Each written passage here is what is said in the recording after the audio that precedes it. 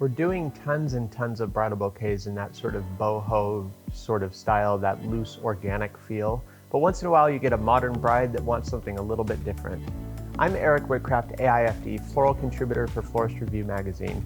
Today I'm going to demonstrate the tips and techniques to create this incredibly stunning monochromatic bridal bouquet. So to begin the ribbon spool, simply put one Uglu tab toward the center of the spool and then attach a piece of the aspidistra ribbon strip. Begin winding it around the ribbon spool. I've simply taken multiple carnation stems and cut them at the same length. I'm using small pieces of bullion wire and attach them in a grid-like pattern. Here I'm using a grande size bridal bouquet, and I have tinted the backside with black spray paint. You can also use dark green. I'm actually putting the carnation stem grid underneath the bouquet holder. But before I do that, I'm actually going to insert some of the umbrella fern to the bottom side of the bouquet holder all the way around to create a collar. Then I've slipped the carnation grid over the top of that, and then I've slipped the aspidistra spool.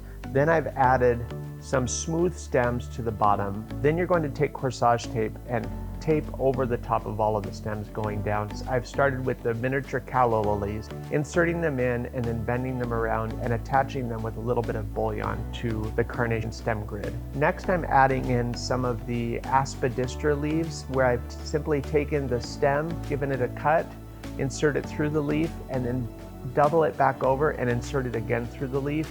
And then those can get tucked all in a row up through the center of the bouquet.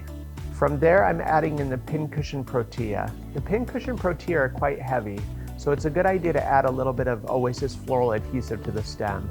Then when you insert it into the foam, it actually will lock into the wet foam and help them to hold. After that, I've added in these beautiful yellow roses from Rio Roses. This variety is called Brighton, and it's just a beautiful open yellow rose. Over the top, I've added in some Phalaenopsis orchids. You're going to add a little bit of the Japanese privet for texture.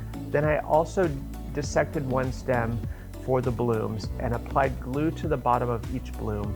And I have them dancing through the center of the design, gluing them to the aspidistra. Also, I've stuck in a small section of cymbidium orchids in this kind of wild citron-y yellow color. For a modern bouquet like this, I like to ribbon wrap the stem using double-faced satin. And rather than pinning the ribbon, I'm actually using the silver bullion to wind around the stems to conceal and pull it all together.